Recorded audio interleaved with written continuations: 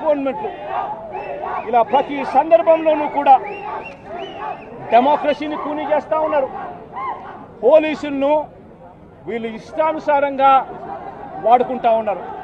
నేను ఇవాళ ఒకటే చెప్తా ఉన్నా, ప్రతి పోలీసు వ్యక్తికి కూడా చెప్తా ఉన్నా, మీ టోపీ మీద ఉన్న 3 సింహాలకు కనిపించే ఆ సింహాలకు సెల్యూట్ కొట్టడం మొదలుపెట్టండి. తెలుగుదేశం పార్టీ నాయకులకు సెల్యూట్ కొట్టడం మొదలుపెట్టి వీళ్ళు చెప్పినట్టుగా చేయడం మొదలుపెట్టి అన్యాయాలు చేయడం మొదలు పెడితే మాత్రం ఎల్లకాలము తెలుగుదేశం పార్టీ ప్రభుత్వమే ఉండదు అని చెప్పి ఇవాళ ప్రతి అధికారికి కూడా నేను తెలియజేస్తా ఉన్నా. రేపొద్దున మళ్ళీ మా అధికారం వస్తుంది. వచ్చినప్పుడు అన్యాయం చేసిన వీళ్ళందరినీ, వీళ్ళ అధికారులందరినీ, అన్యాయం చేసిన ఈ నాయకులందరినీ కూడా బట్టలు కూడా తీసి నిలబెడతామని చెప్పి కూడా ఈ సందర్భంగా తెలియజేస్తా ఉన్నాను.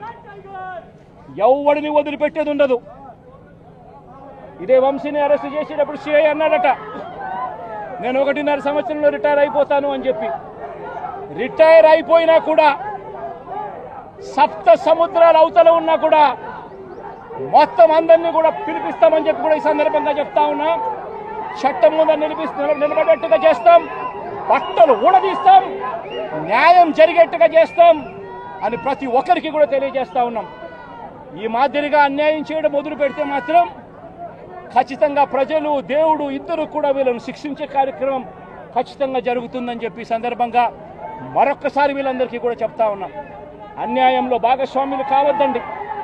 మీ టోపీ మీద ఉన్న సింహాలను గౌరవించండి, వాటికి సెల్యూట్ కొట్టండి, మీ వ్యక్తిత్వాన్ని కాపాడుకోండి అని చెప్పి ఈ ప్రతి అధికారికి కూడా ఈ సందర్భంగా తెలియజేస్తా ఉన్నాం.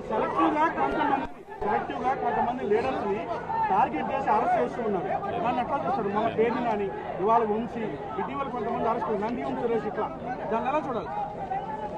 ప్రజాస్వామ్యం కూలిపోతా ఉంది అని చెప్పడానికి ఇవన్నీ నిదర్శనాలు. ప్రతి కేసు ఇల్లీగల్ కేసే. ప్రతి కేసులోనూ కూడా వీళ్ళే బెదిరిస్తా ఉన్నారు, అవతలోడు బెదిరిస్తా ఉన్నాడు అని చెప్పి వీళ్ళే కేసులు పెడతా ఉన్నారు. అసలు బెదిరించేది ఎవరిని బెదిరిస్తా ఉన్నారు? ప్రతి విషయంలోనూ వీళ్ళే. పారిశ్రామికవేత్తలను వదలడం లేదు, రాజకీయ నాయకులను వదిలిపెట్టడం లేదు. ప్రతి ఒక్కరిని కూడా వీళ్ళే బెదిరిస్తా ఉన్నారు, అవతలోడు బెదిరించినాడని చెప్పి మళ్ళీ ఎదురు కేసులు పెడతా ఉన్నారు.